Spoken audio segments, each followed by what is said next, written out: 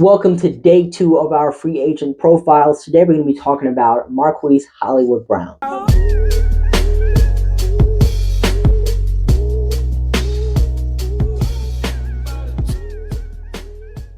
So what is there to know about Hollywood Brown? Well, he was the 25th overall pick in the 2019 NFL Draft. He's cousins with former All-Pro wide receiver and current head of CTESPN, Antonio Brown.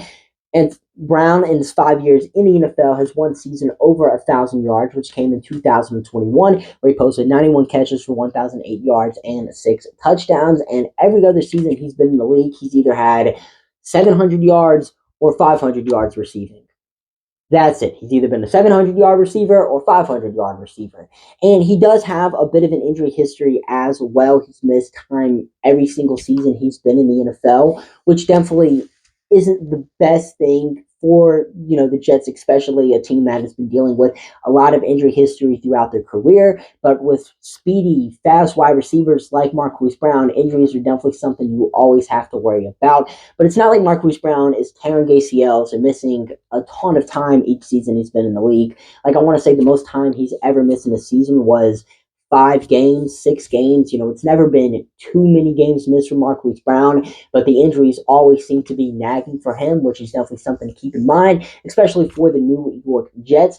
But another thing about Marquise Brown is that he was coached by Sean Jefferson in 2022, and Sean Jefferson is now the New York Jets wide receiver coach, so he does have that connection to our coaching staff, and this is reason to why he was, recently linked to the New York Jets by Rich Cimini, because he has that connection to our coaching staff. And the thing about Marquise Brown is that he's a good receiver. He has speed that kills. Like, this dude is a burner. He's someone that could just literally run a streak, fly past the defense, and score an 80-yard touchdown.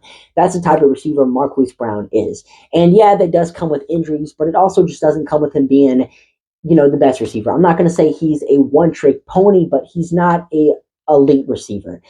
Throughout his time in the NFL, I think he's proven that he is a high-tier wide receiver 2, low-tier wide receiver 1. But in the Jets' case, where we already have a high-tier wide receiver 1 in Garrett Wilson, or someone that's eventually going to get to that level, I definitely think Marquise Brown would fit into this offense very well. Would definitely be a high-tier wide receiver 2 that the New York Jets desperately need, and would also be that deep threat that can stretch the field, something the New York Jets really didn't have last season.